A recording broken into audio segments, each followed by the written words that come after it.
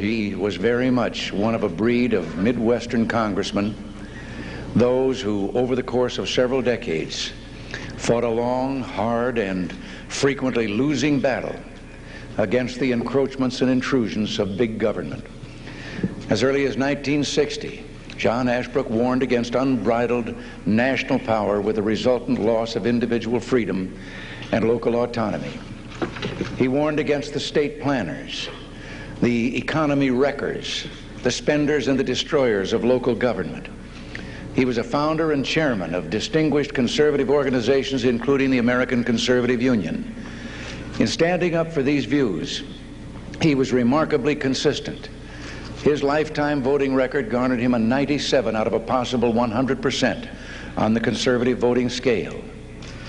Yes, John Ashbrook was one of those honored few, those office holders in the 50s and 60s who warned against the current trends and fashions, who predicted that someday the massive spending schemes and higher taxes of the federal government would stall and depress the American economy, immobilize state and local government, and endanger personal freedom. But if John Ashbrook was a rock-solid conservative, he was also a conservative who broke the mold. He hardly fit the image of the stuffy or parochial reactionary some tried to attach to him.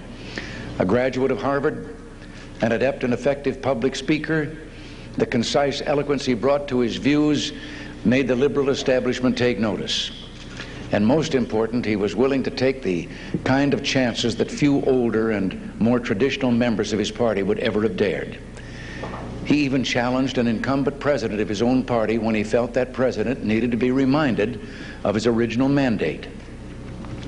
In John Ashbrook's youth, his erudition and his willingness to challenge long-established political precedents, we saw a new kind of Republican, a new kind of conservative. It was in this sense that he was ahead of his time, a forerunner of many conservative office holders to come.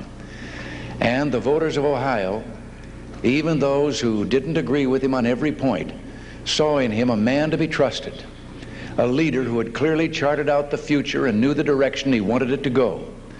Even those who view the world from a different political perspective can honor this man's utter devotion to principle and his understanding of the essence of political leadership. John Ashbrook knew that the first duty of public life is to responsibly speak the truth, even if the moment's fashion is against that truth. For it's through such consistency and coherence, such constant attention to principle, that the public trust is eventually won and a political consensus mobilized. In many ways, John Ashbrook symbolized the beginnings of a new conservative movement in America. As he grew in prominence, so did the movement he helped to lead.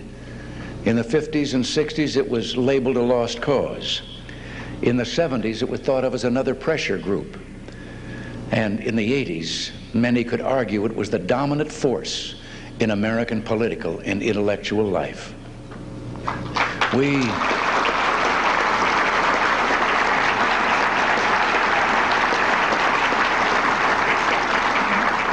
We mourn John Ashbrook's loss to this movement and to his country. But as his longtime friend and fellow activist in that movement, William Rusher reminded us, surely our highest consolation is knowing that John Ashbrook did live to see his political principles victorious and his public career vindicated.